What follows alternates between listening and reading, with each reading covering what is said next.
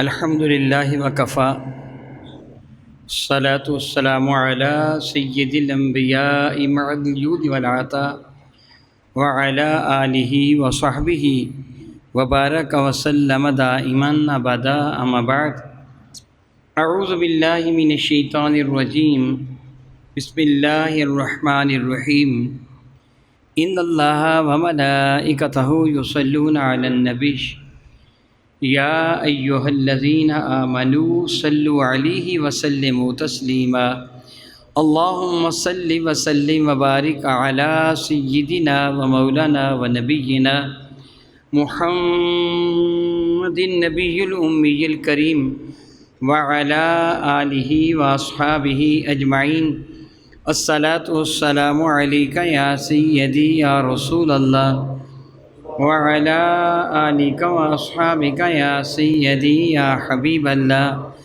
الصلاۃ والسلام علیک یا سیدی یا رحمۃ للعالمین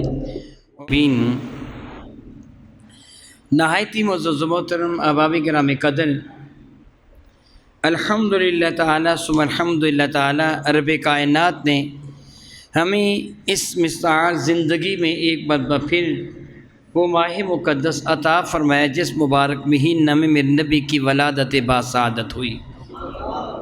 اب سارے کے سارے جانتے ہیں کہ رسول رحمت صلی اللہ علیہ وسلم اس ماہ مقدس میں تشریف لائے۔ اس جہان رنگ و بو کو میرے نبی نے اپنے وجود مسعود کی برکتوں سے نوازا۔ اللہ تعالیٰ نے بہت بڑا احسان فرمایا کہ سارے نبیوں کے آخر میں میرے نبی کو بھیجا اور ہمیں سب سے آخری امت بنایا۔ یہ اللہ تعالیٰ کا بہت بڑا احسان ہے، بہت ہی بڑا احسان ہے۔ یہ جملے میں نے اس بنا پہ کہے کہ پہلے انبیاء کی امتوں کے واقعات ہمارے لیے بطور تجربہ ہمارے سامنے ہیں کہ اگر کسی امت نے اپنے نبی کی مخالفت کی، اللہ تعالیٰ کی نافرمانی کی، تو ان کو سزا ملی۔ یہ تجربہ ہے، اور کوئی بھی چیز تجربہ سے حاصل ہوتی ہے۔ اگر اپنا ہاتھ ہم آگ میں ڈال دیں گے تو ہاتھ جل جاتا ہے، یہ پہلے سے تجربہ ہے، اس لیے ہم اپنے ہاتھ کو بچا کے رکھتے ہیں۔ بجلی کی ننگی تاروں سے چھو جانے والے کی موت واقع ہو جاتی ہے، یہ تجربہ ہے، اس لیے ہم اس سے بچتے ہیں۔ یعنی تجربہ پہلے سے حاصل ہو تو پھر انسان اپنے آپ کو ان مصیبتوں سے بچا لیتا ہے کہ جو غلطی کی وجہ سے پہلے لوگ ان مصیبتوں میں مبتلا ہو چکے ہوتے ہیں۔ پہلی قوموں سے غلطیاں ہوئیں، ان کو سزائیں ملی، اللہ نے ہمیں آخری نبی کا امتی بنایا کہ تم عبرت حاصل کرو۔ تجربہ سے ثابت ہے جن لوگوں نے اللہ اور اس کے رسول کی نافرمانی کی، اللہ تعالیٰ ان کی شکلیں بگاڑ دیں، ان پہ عذاب نازل ہوا۔ اس لیے آخری نبی کا امتی ہونا بھی اللہ تعالیٰ کی بہت بڑی رحمت ہے، بہت بڑی رحمت ہے کہ سابقہ امم کا تجربہ اللہ تعالیٰ نے قرآن کریم میں ان کے عذاب کا تذکرہ فرمایا۔ کسی کو دریا میں ڈبو کے مار دیا، کسی کو آسمان کی آفت نے، کسی کو چنگھاڑ نے، کسی کو زلزلے نے، کسی پر سنگ باری ہوئی آسمان کی جانب سے۔ یعنی ان کے واقعات ہمارے سامنے بطور عبرت موجود ہیں۔ بحمد اللہ تعالیٰ سبحان الحمدللہ تعالیٰ ہمیں ایک اور شرف حاصل ہے کہ ہم اس نبی کے امتی ہیں۔ پہلے میں نے یہ بتایا ہم اس نبی کے امتی جو سب سے آخر تشریف لائے، اس نبی کے امتی جو سب سے پہلے پیدا ہوئے، اس نبی کے امتی ہیں جو سب سے آخر تشریف لائے، اور اس نبی کے امتی جو سب سے پہلے پیدا ہوئے۔ گویا اول بھی وہی ہیں، آخر بھی وہی ہے۔ علامہ شیخ عبدالمحدث دہلوی رحمۃ اللہ تعالی علیہ مدارج النبوہ میں نقل فرماتے ہیں، هو الاول والآخر والظاہر والباطن، یہ اللہ تعالیٰ کی شان ہے۔ سب سے اول بھی وہی ہے اور سب سے آخر بھی صرف وہی ہوگا۔ اسی کے جلوے ظاہر ہیں، اسی کے جلوے باطن ہیں۔ یہ اس اعتبار سے سب سے اول اللہ، یعنی جب کائنات ہستی میں کچھ بھی نہیں تھا اللہ تھا۔ جب کائنات ہستی میں کچھ بھی نہیں تھا اللہ جل مجدہ کی وہ تھا۔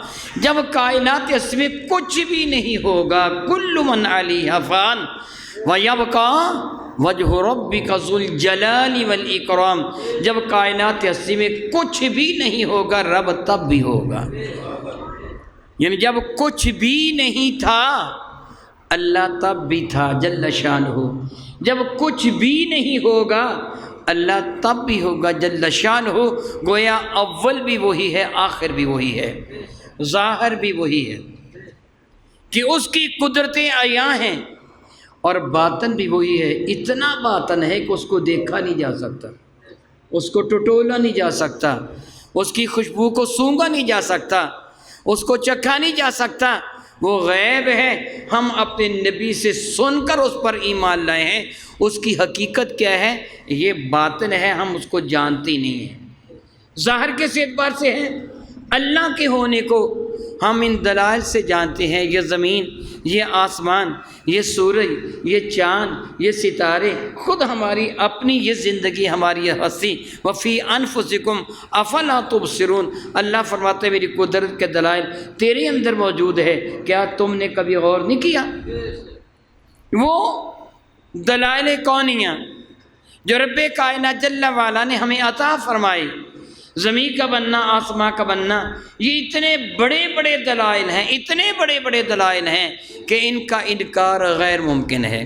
عقلیات والے جو محض اپنی عقل سے کام لیتے ہیں، جو اللہ اور اس کے رسول کے منکر ہیں، دہریے، ان کا یہ دعویٰ ہے کہ کائنات میں اللہ ہے ہی نہیں، جو دہری ہے نا، نیچری ہیں، ان کا یہ دعویٰ ہے کہ کائنات میں اللہ ہے ہی نہیں۔ وہ کہتے ہیں یہ سب کچھ حادثاتی طور پر بنا ہے، زمین بھی حادثاتی طور پر بنی، یہ سورج چاند ستارے حادثاتی طور پر بنے، ان کی ایک زندگی ہے، اس کے بعد ان کو ختم ہو جانا ہے۔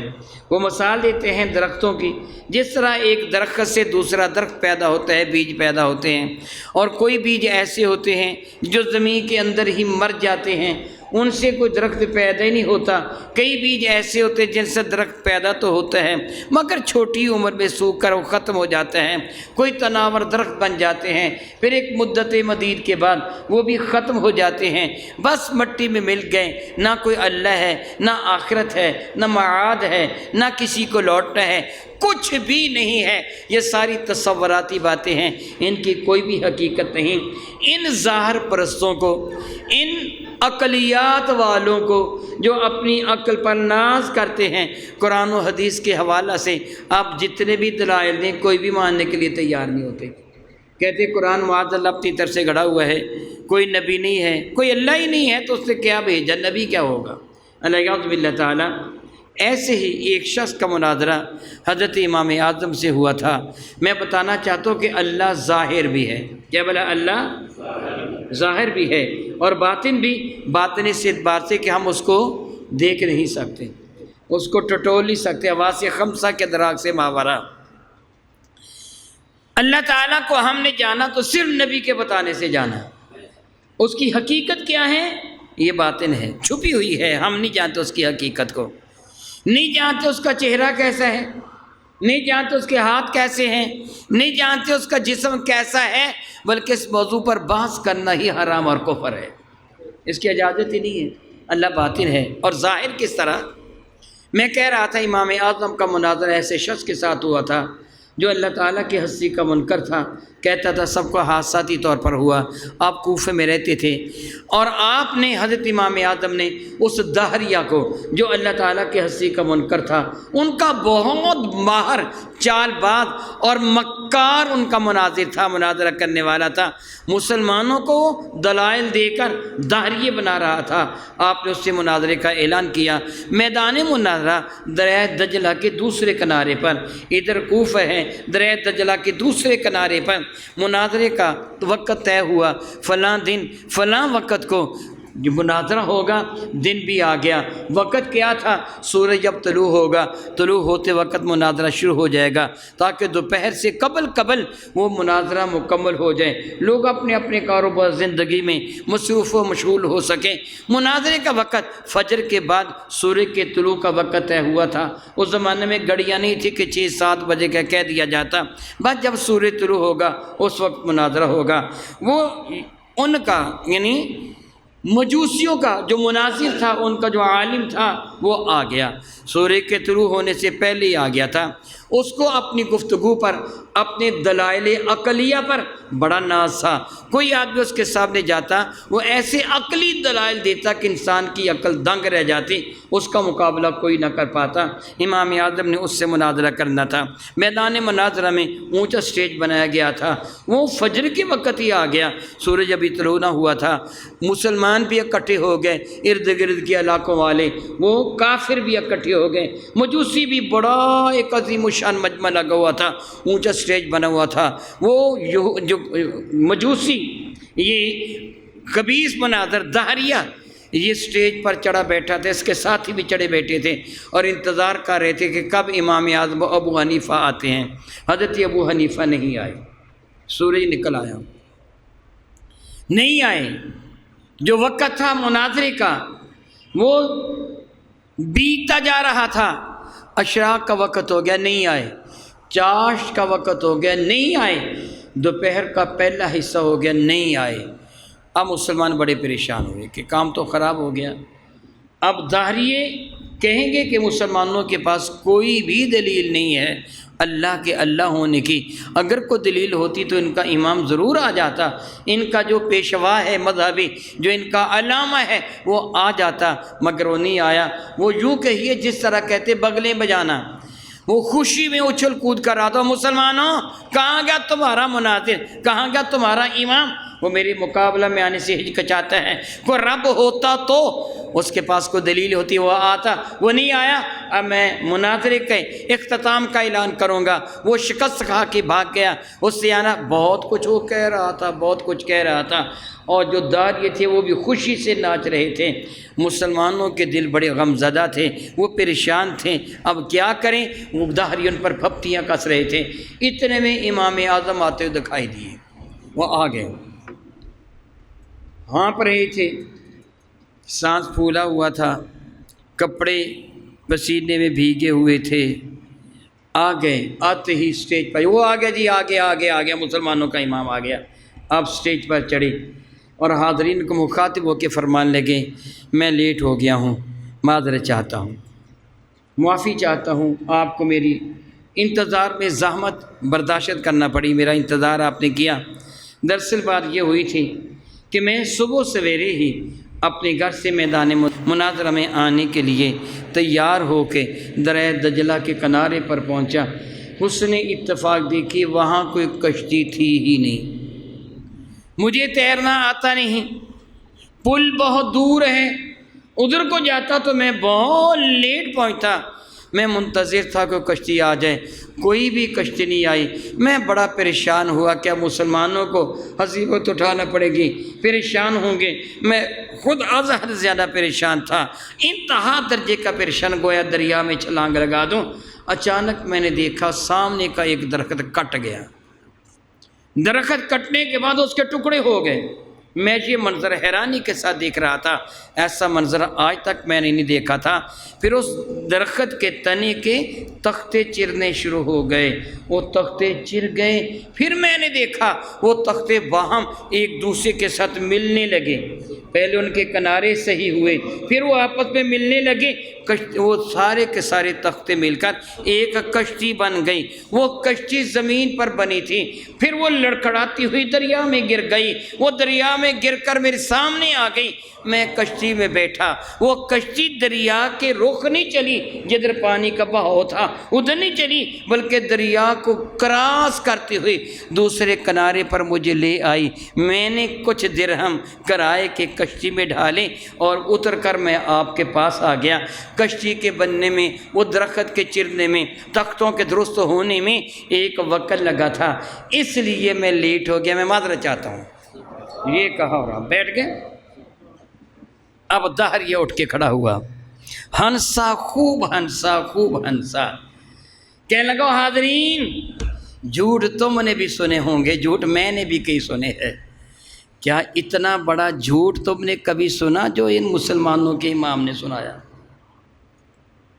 کیا کہہ رہا ہے مسلمانوں کا امام کہ میں وہاں کھڑا تھا، درخت کٹا، اس کے تختے چرے، تختوں کے کنارے پر رندہ لگنا کہتے ہیں، وہ کنارے سیدھے ہوئے، وہ باہم ملے، کشتی بن گئی اور پھر کشتی دریا میں گری، یہ صاحب اس میں بیٹھے اور کشتی ان کو لے کے بغیر ملا کے دوسرے کنارے پر آ گئے، انہوں نے اس میں کچھ رقم ڈالی، اب ہمارے یہاں آ گیا۔ اور اتنا بڑا جھوٹ کبھی کسی نے سنا؟ مسلمان بھی پریشان تھے کہ امام اعظم نے کیا کہانی سنا دی، کوئی اور بہانہ بنا دیتے میرے لیٹ ہو جانے کی وجہ یہ تھی، یہ کیا کہانی سنا دی آپ نے۔ داہریے تو بہت خوشی منا رہے تھے، شور مچا رہے تھے، بڑا جھوٹ ہے، جھوٹ جھوٹ جھوٹ، درخت نہیں کٹ سکتا، تختے نہیں چر سکتے، ایسے نہیں ہو سکتا، یہ بندہ جھوٹ بول رہا ہے۔ امام اعظم خاموشی سے سر جھکائے بیٹھے رہے، وہ شور مچاتے رہے۔ جب ان کا شور و کم ہوا تو آپ نے کہا اب مجھے گفتگو کرنے کی اجازت ہے۔ ہاں ہاں کہو، کیا کہنا چاہتے ہو؟ امام اعظم اٹھ کے کھڑے ہوئے، فرمانے لگے مجھے بتاؤ، اگر بغیر کاٹنے والے کے درخت نہیں کٹ سکتا، اگر بغیر انجینئر کے کشتی نہیں بن سکتی، اگر بغیر چلانے والے کے کشتی نہیں چل سکتی، یہ کائنات ہستی خود کیسے بن گیا؟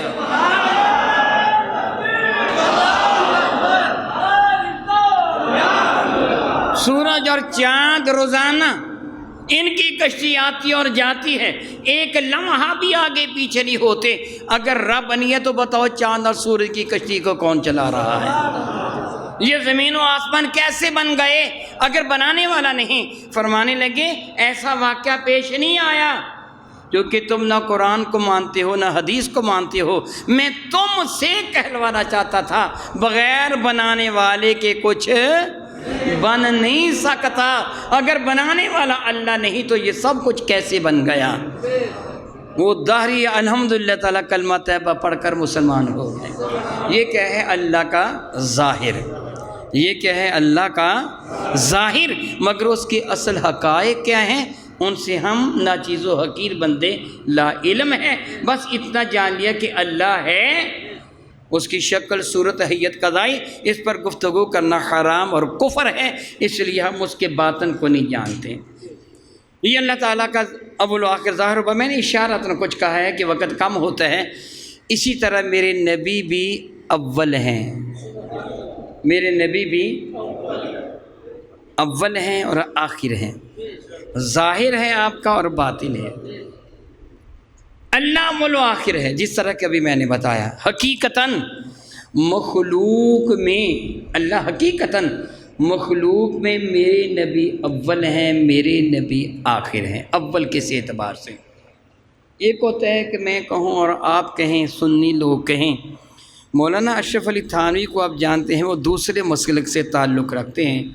انہوں نے اپنی کتاب نشر طیب کا پہلا باب باندھا ہے نور محمدی کے بیان میں، اور جو پہلی حدیث انہوں نے نقل کی ہے وہ یہ ہے کہ رسول رحمت نے صحابہ کرام کو ارشاد فرمایا، راوی سیدنا جابر بن عبداللہ ہیں، میرے نبی فرماتے یا جابر ان اللہ تعالی خلق قبل الاشیاء نورا نبی کا من نورہ، اے جابر رب کائنات نے پوری کائنات میں سب چیزوں سے پہلے تیرے نبی کے نور کو پیدا فرمایا ہے۔ یعنی سب سے اول پیدا ہونے والی شے کیا ہے بھلا؟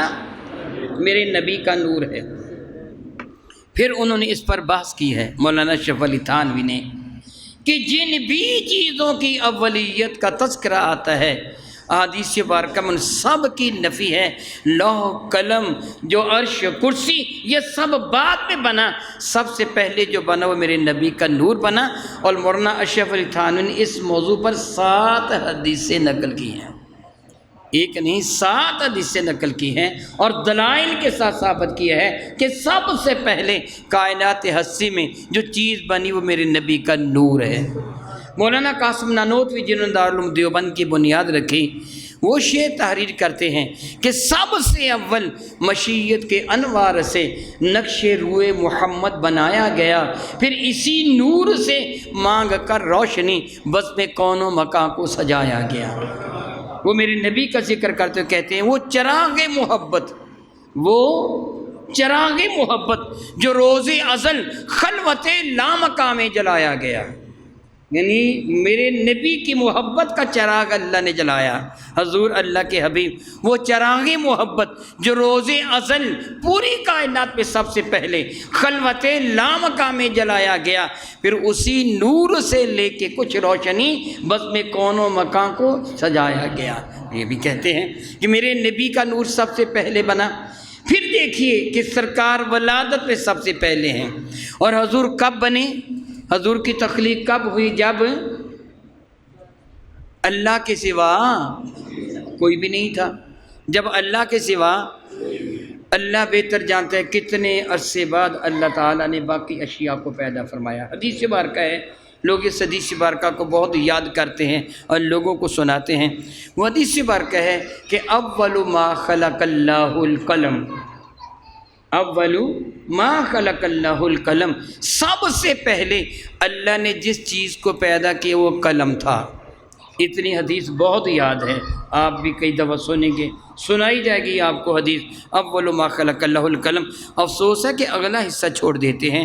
آگے کیا ہے کہ اللہ نے قلم کو تخلیق فرمایا، اول ما خلق اللہ القلم قال اکتب، پھر اللہ نے ارشاد میں اے قلم لکھ۔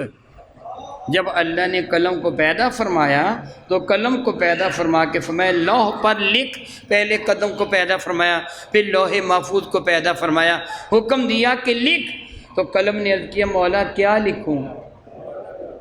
حکم دیا لکھ، قلم نے کیا عرض کیا کیا لکھوں؟ میرے اللہ نے فرمایا لکھ ما کانا وما ہوا کائن الی الابد، اے قلم جو ہو چکا وہ بھی لکھ دے، جو اب تک ہوگا وہ بھی لکھ دے۔ ما کانا جو ہو چکا ہے، وما ہوا کائن جو آئندہ ہوگا، الی الابد قیامت تک جو ہوگا، اے قلم جو ہو چکا وہ بھی لکھ دے، جو آئندہ ہوگا وہ بھی لکھ دے۔ وہ کیا تھا جو ہو چکا تھا؟ اللہ ہوا تو نہیں ہے، وہ تو ہمیشہ سے ہے۔ اللہ ہوا تو نہیں کہ پہلے نہیں تھا اب ہوا، کوئی ایسی شے تھی جو پہلے نہیں تھی، قلم کے پیدا ہونے سے پہلے وہ ہو چکی تھی۔ ما کانا جو ہو چکا ہے، وما ہوا کائن اور جو ہوگا، پتہ چلا کچھ ہو چکا تھا۔ وہ کیا ہو چکا تھا؟ وہ نور مصطفیٰ کی تخلیق تھی جو ہو چکی تھی۔ قلم کو حکم دیا وہ سب کچھ لکھ دیں، تو قلم نے لکھ دیا۔ اور جب سے رب کریم نے میرے نبی کی تخلیق فرمائی، اس وقت سے لے کر میرے نبی اپنے رب کی حمد کر رہے تھے۔ اس کے بعد پھر لوح قلم عرش کرسی زمین آسمان سورج چاند ستارے یہ ساری مخلوقات بنی۔ یاد رکھیے جتنی مخلوقات آپ کو نظر آتی ہیں، وہ زمین پہ رینگنے والے کیڑے کیوں نہ ہوں، وہ فضا میں اڑنے والے پرندے کیوں نہ ہوں، وہ چوپائے گھریلو یا جنگل کے درندے کیوں نہ ہوں، ساری مخلوقات میں سب سے آخر جس مخلوق کو تخلیق کیا گیا وہ حضرت آدم ہیں۔ انسان کو سب سے آخر میں تخلیق کیا گیا ہے، یاد رکھیے۔ پہلے باقی مخلوقات زمین آسمان عرش کرسی لوح محفوظ فرشتے جنت جہنم زمین اس کے حشرات الارض اس کے جتنے جانور وہ سب پیدا ہو چکے۔ سب سے آخر اللہ تعالیٰ نے حضرت آدم کو پیدا فرمایا، هو الذی خلق لکم ما فی الارض، فرمایا کہ یہ زمین میں آسمانوں میں جتنی چیزیں میں نے تخلیق کی ہیں آدم یہ میں نے تیرے لیے بنائی ہیں۔ آپ یہ بھی جانتے ہیں کہ جب آدم علیہ السلام کو تخلیق فرمایا تو فرشتوں سے کہا تھا اے فرشتوں ان چیزوں کے نام بتاؤ، وہ چیزوں کے نام نہ بتا سکے تھے۔ حضرت آدم کو فرمایا تھا تم بتاؤ، فلما انبأهم باسمائهم، اللہ کے حکم سے آدم نے ساری چیزوں کے نام بتا دیے۔ وہ چیزیں تھیں تب ہی نہ بتائے نا، یعنی سب کچھ پہلے پیدا ہو چکا تھا، سب سے آخر حضرت آدم کو پیدا کیا گیا۔ اور اس وقت سے جب میرے نبی کو پیدا کیا گیا، کب پیدا کیا گیا بھلا؟ سب سے اللہ بہتر جانتا کتنے کروڑ سال بعد باقی چیزوں کو پیدا کیا ہوگا۔ اور قیامت تک میرے نبی اپنے رب کی حمد کرتے ہیں، روح نکلتی ہے مرتی نہیں ہے، کسی مسلمان کی بھی کافر کی بھی نہیں مرتی، وہ اللہ کی حمد کرتی ہے نا۔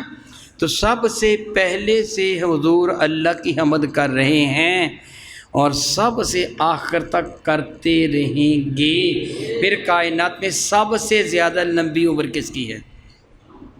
بتاؤ بھلا، میرے نبی کی ہے نا۔ کائنات میں سب سے زیادہ لمبی عمر میرے نبی کی ہے۔ میں غافل ہو جاتا ہوں، آپ غافل ہو جاتے ہیں، باقی زمین و آسمان والے غافل ہو سکتے ہیں، میرے نبی رب کی حمد سے غافل نہیں، اس لیے ان کو احمد کہا جاتا ہے کہ سب سے بڑھ کر رب کی حمد کرنے والے، سب سے بڑھ کر رب کی حمد کرنے والے۔ میں دیکھ رہا ہوں وقت بڑی تیزی کے ساتھ بیت رہا ہے، میں اختصار سے کام لیتا ہوں۔ میرے نبی ولادت میں سب سے اول، پھر میرے کریم آقا رسول عربی سے صحابہ نے عرض کیا، یہ جامع ترمذی کا حدیث ہے، باب فضائل سید المرسلین، آپ کا جی چاہے تو آپ خود مطالعہ کریں۔ راوی فرماتے ہیں کہ صحابہ کرام نے بارگاہ بے کس پناہ میں عرض کیا، متی وجبت لک النبوۃ، یا رسول اللہ صلی اللہ علیہ وسلم، آپ ارشاد فرمائیے آپ منصب نبوت پر کب فائز ہوئے؟ آپ بھی جانتے ہیں، میں بھی جانتا ہوں، حضور نے مکہ مکرمہ میں 40 سال کی عمر میں اعلان نبوت فرمایا۔ آپ جانتے ہیں نا، میں بھی جانتا ہوں، 14 صدیاں بعد بھی جانتے ہیں۔ کیا بلا؟ حضور نے 40 سال کی عمر میں اعلان نبوت فرمایا۔ صحابہ نے جو حضور پر ایمان لائے تھے، کفار کے ظلم و ستم کو برداشت کیا، مگر وہ دین متین سے پیچھے نہیں۔ آپ نے بہت دفعہ بہت واقعہ سنے ہیں، صحابہ کو پتہ تھا کہ نہیں حضور نے کب اعلان نبوت فرمایا۔ جبل ابو قبیس کی چوٹی پہ چڑھ کے میرے نبی نے بلایا تھا اہل مکہ کو کہ نہیں؟ حضور اعلان نبوت فرمانے کے کتنا عرصہ تک مکہ میں تشریف فرما رہے؟ 13 سال۔ پھر ہجرت کر کے مدینہ طیبہ تشریف لے 12 سال۔ 23 سال کا عرصہ ہے نزول قرآن کا۔ میرے قریب نے ظاہری آیات مبارکہ کے ساتھ 40 سال کی عمر میں اعلان نبوت فرمایا۔ اس کے بعد 23 سال بعد 63 برس کی عمر میں عالم بالا کی جانب تشریف لے گئے۔ یہ واقعہ، یہ چیز، یہ حقیقت کتابوں کے اندر لکھی ہوئی ہے، احادیث مبارکہ میں موجود ہے۔ صحابہ کو علم تھا حضور نے کب اعلان نبوت فرمایا، تو پھر یہ سوال کیوں کیا کہ آپ نبی کب بنے؟ ہم کہتے ہیں 40 سال کی عمر میں نبی بنے، کیونکہ صحابہ کو پتہ نہیں تھا، پتہ تھا نا، وہ جانتے تھے اعلان اب فرمایا ہے، نبی اب نہیں بنے، اعلان اب فرمایا ہے، نبی اب نہیں بنے۔ اس لیے سوال کیے متی وجبت لک النبوۃ، اللہ نے آپ کو نبوت کا عطا فرمائی۔ میرے نبی کا جواب تھا، کنت نبیا و آدم بین الماء والطین، میں اللہ کا ذو نبی بن بھی چکا تھا، آدم کے جسم میں ابھی روح بھی نہیں پھونکی گئی تھی۔ ایک روایت بین الروح والجسد، ایک روایت میں بین الماء والطین، ابھی آدم کے جسم میں روح نہیں داخل کی گئی تھی۔ دوسری روایت میں ہے ابھی آدم کی مٹی کو گوندا گیا تھا، اس کا جسم بھی نہیں بنایا گیا تھا، میں نبی بن بھی چکا تھا۔ تو پھر اگر میں آپ سے یہ سوال کروں سب سے پہلے نبی کون ہیں جن کو نبوت ملی، آپ کیا جواب دیں گے؟ ہمارے نبی۔ اگر میں یہ سوال کروں کس نبی کو سب سے پہلے نبوت ملی، تو جواب کیا ہوگا؟ هو الاول، سب سے پہلے انہی کو نبوت ملی۔ پھر میں دوسرا آپ سے سوال کروں، مجھے بتائیے سب نبیوں میں سب سے آخر تو کون تشریف لائے؟ آپ کا جواب کیا ہوگا؟ ہمارے نبی۔ هو الاول والآخر، اول بھی وہی ہے، آخر بھی وہی ہے۔ سب سے پہلے بھی نبوت ان کو ملی، سب سے آخر وہ تشریف لائے۔ اعلیٰ حضرت امام اہل سنت اسی بات کو بارگاہ رسالت مآب میں ہدیہ عقیدت پیش کرتے ہوئے یوں عرض کرتے ہیں، فتح باب نبوت پہ بے حد درود۔ فتح کا معنی ہوتا ہے کھولنا، باب کا معنی ہوتا ہے دروازہ۔ فتح باب نبوت پہ بے حد درود، جن پر نبوت کا دروازہ کھولا، جن کو سب سے پہلے نبوت عطا فرمائے گئی، ان پر بے حد درود۔ ختم دور رسالت پہ لاکھوں سلام، انبیاء کا دور جن پر ختم ہوا ان پر لاکھوں سلام ہو۔ سب سے اول بھی وہ ہیں، سب سے آخر بھی وہ ہیں۔ سبحان اللہ، هو الاول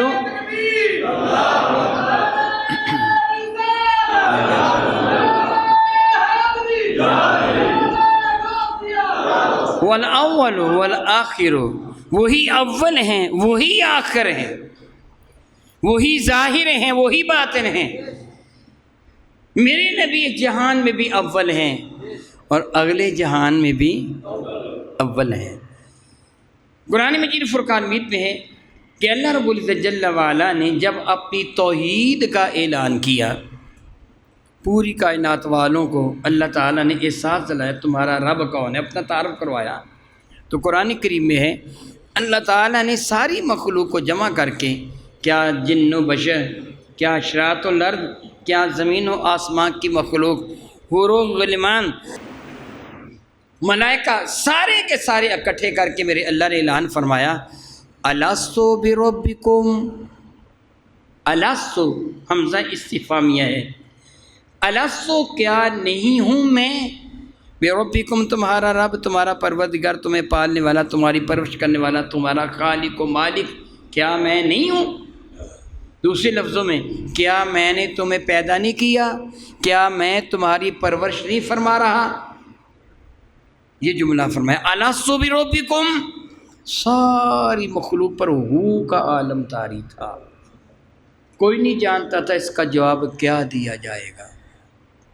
ساری مخلوق موجود ہے، اللہ کی جانب سے اعلان ہوتا ہے الستُ بربکم، کیا میں تمہارا رب نہیں ہوں؟ سارے چپ تھے۔ مفسرین کرام بالاتفاق سید ابن عباس اور صحابہ کرام سے جو تفسیر منقول ہے نا، وہ یہ ہے سب سے پہلے جواب دینے والے ہمارے کریم آقا مصطفیٰ کریم تھے۔ سب سے پہلے جس سچے نے جواب دیا وہ ہمارے نبی تھے۔ حضور نے فرمایا بلا، کیوں نہیں، یقیناً تو ہمارا رب ہے۔ میرے نبی سے سن کر دیگر انبیاء نے جواب دیا، پھر ان نبیوں سے سن کر بدرجہ اولیاء اعظام نے، عام لوگوں نے، پھر مخلوق نے، پھر جواب دیا تھا۔ گویا اول جواب دینے والے میرے نبی ہیں کہ هو الاول، یہی اول ہیں۔ پھر میرے نبی فرماتے ہیں قیامت کے دن جب اللہ رب العزت جل وعلا نئے سرے سے آسمان و زمین کو تخلیق فرمائے گا، پہلے ایک وقت آئے گا نا جب سور پھونکا جائے گا، پوری کائنات فنا ہو جائے گی، پھر اللہ تعالیٰ فرماتا کل من علیہا فان، جو بھی کائنات ہستی میں سب کچھ فنا ہو جانے والا ہے، وَيَبْقَى وَجْهُ رَبِّكَ ذُو الْجَلَالِ وَالْإِكْرَامِ، اگر باقی رہنے والی کوئی ذات ہے تو اللہ تعالیٰ جل وعلا کی ذات ہے۔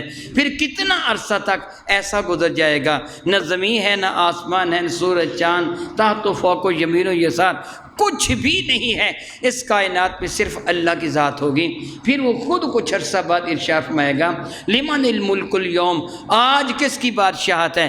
کہاں ہیں وہ بڑے بڑے خبیث نمرود شداد وغیرہ جو خود کو رب کہلواتے تھے؟ کدھر ہے کوئی؟ تو کوئی بھی ہوگا ہی نہیں، سب کو تو فنا ہو چکا ہے، بالکل معدوم، ختم، کچھ بھی نہیں ہوگا۔ پھر اللہ خود ہی فرمائے گا للہ الواحد القہار، آج اس کی بادشاہت ہے جو زبردست قوتوں والا اللہ ہے۔ پھر کب تک؟ جب تک میرا اللہ چاہے گا۔ یہ کائنات ہستی اسی طرح معدوم رہے گی، ختم رہے گی۔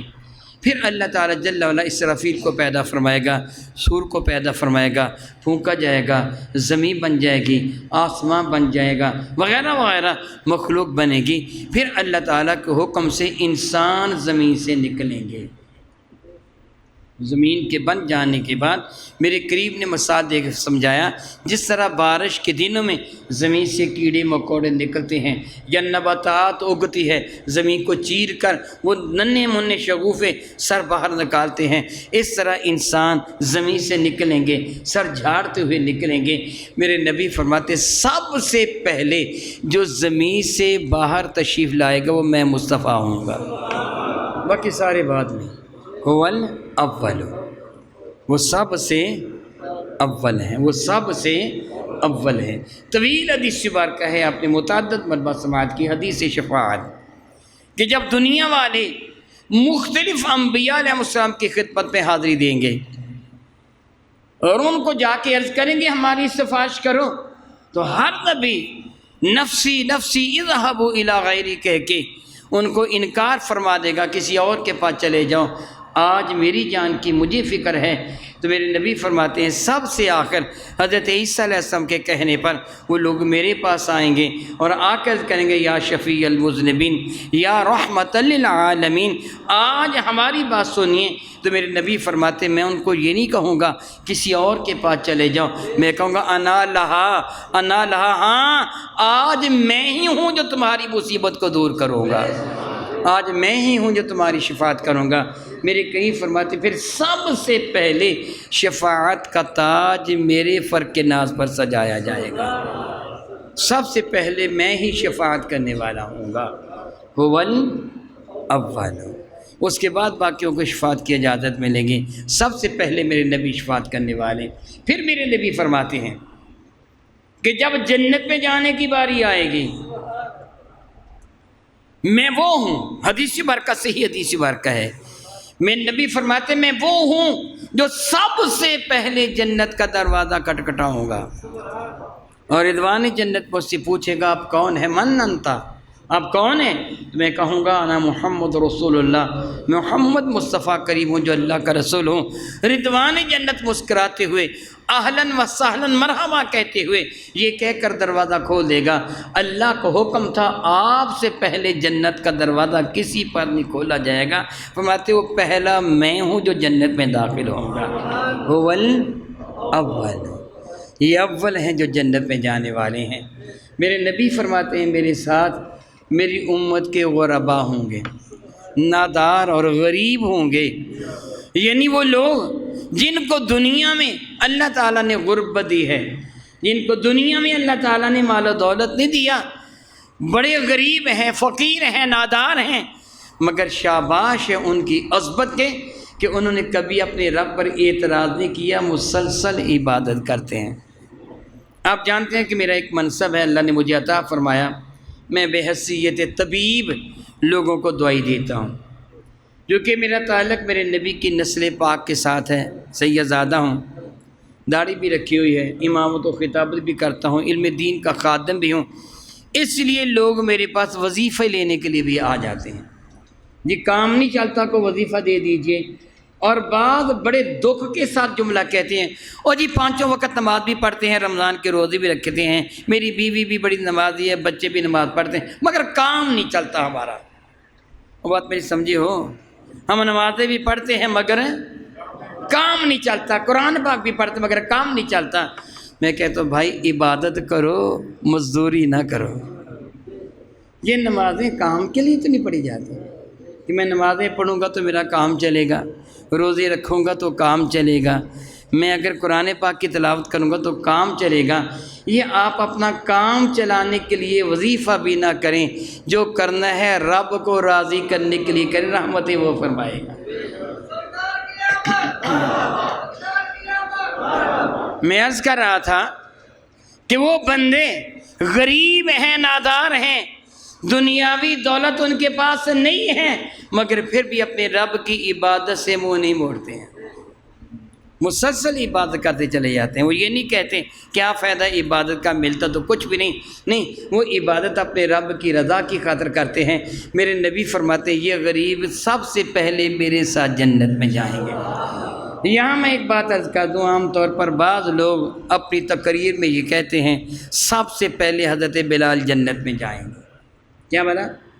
سب سے پہلے حضرت بلال جنت میں جائیں گے۔ استدلال یہ وہ کرتے ہیں حضور جس اونٹنی پر سوار ہوں گے نا، حضرت بلال نے اس اونٹنی کی مہار پکڑی ہوئی ہوگی، جنت کا دروازہ کھلے گا، وہ آگے آگے مہار پکڑ کر وہ جائیں گے، پھر گویا اونٹنی کا سر داخل ہوگا اور اونٹنی پر حضور بیٹھے ہیں، پھر حضور داخل ہوں گے۔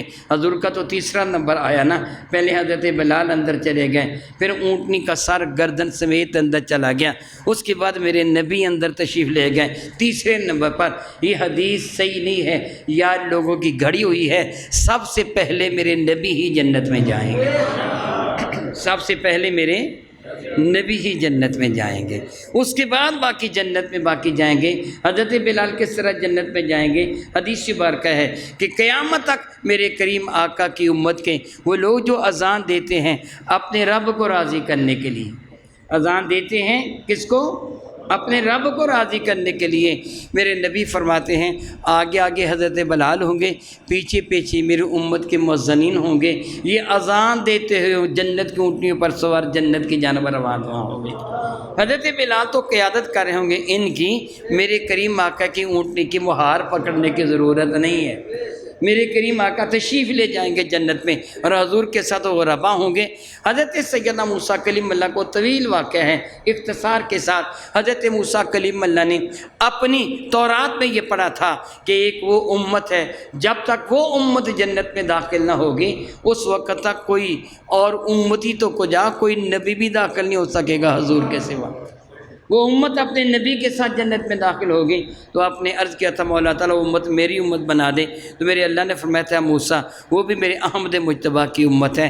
تو سیدنا موسیٰ کے پکار اٹھے تھے، مولا اگر ساری فضیلتیں، ساری عظمتیں، ساری رفعتیں مولا تعالیٰ تو نے احمد مجتبیٰ کی امت کو دے دی ہیں، پھر نبوت رہنے دے، مجھے بھی ان کا امت ہی بنا دے۔